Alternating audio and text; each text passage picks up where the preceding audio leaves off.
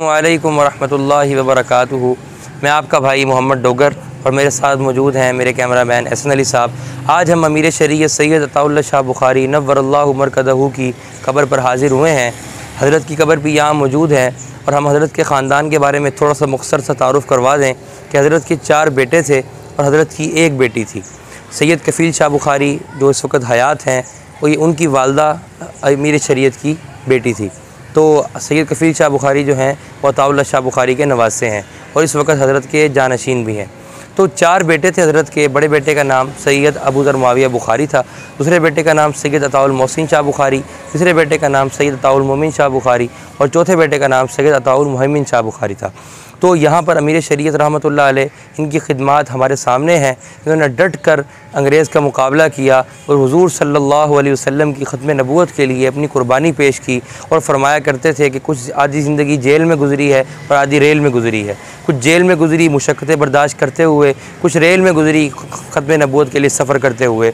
बड़ा प्यारा वाक़या किसी ने लिखा अताउल्लाह शाह बुखारी के बारे में कि स्टेज पर तकरीर करके उतर रहे थे तो एक आदमी ऊपर चढ़ने लगा तो कहने लगे कहाँ जा रहे हो? उसने कहा कि मैं अताउल्लाह शाह बुखारी की तकरीर सुनने के लिए जा रहा हूँ। उन्होंने कहा तकरीर तो ख़त्म हो गई। उन्होंने कहा अफसोस का इजहार किया।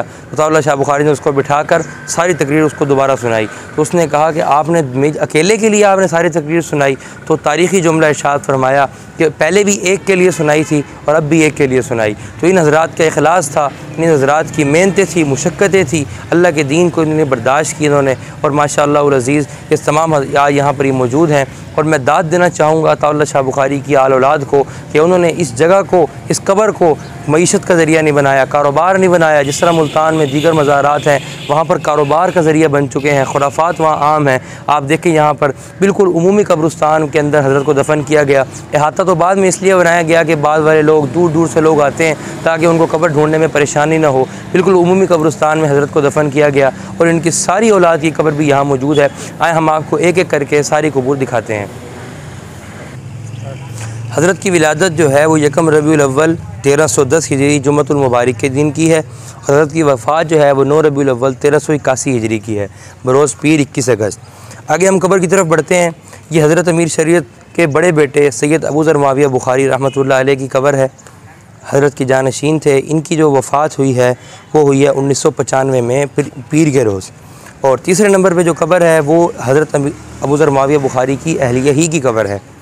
आगे बढ़ते हैं। हज़रत अताउल्लाह शाह बुखारी नव्वरल्लाहु मरकदहू की अहलिया मोहतरमा की यह कब्र मौजूद है आपके सामने।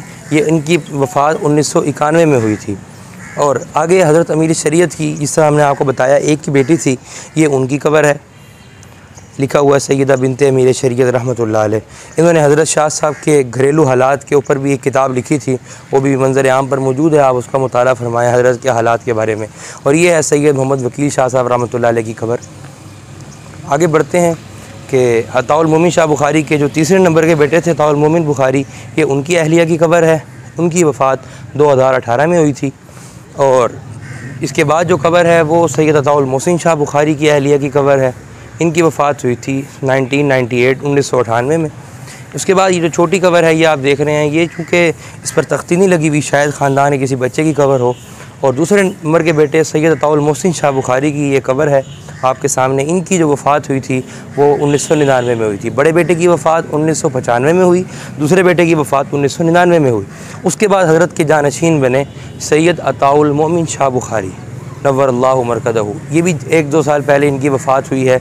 इनका जनाज़ा पढ़ने की भी अल्हम्दुलिल्लाह सआदत हासिल हुई।